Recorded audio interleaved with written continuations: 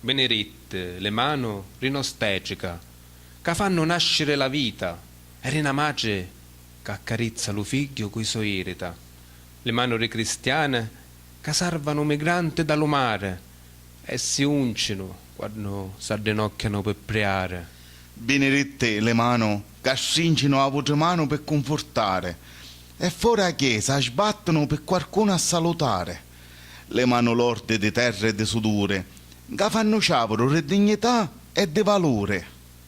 Benedette le mani arrappate rinanna re famiglia, che una saggi consigli senza maraviglia, e le mani un parrino che apre in faccia alla croce, che assorbe le peccate pentute che so voce. Benedette le mani miracolose di infermiere, chirurghe e dotture, che salvano l'arma sofferente di tante creature e levano rare che male in fute di tre carne, quando scompare la speranza e pare troppo tardi.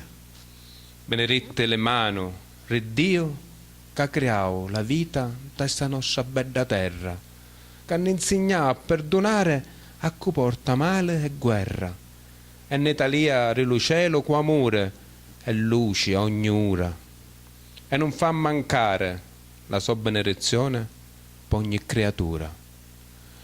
E benedette le mani di Francesco Bellece che ha scritto questa poesia. E benedette le mani re Ferrante che la leggio.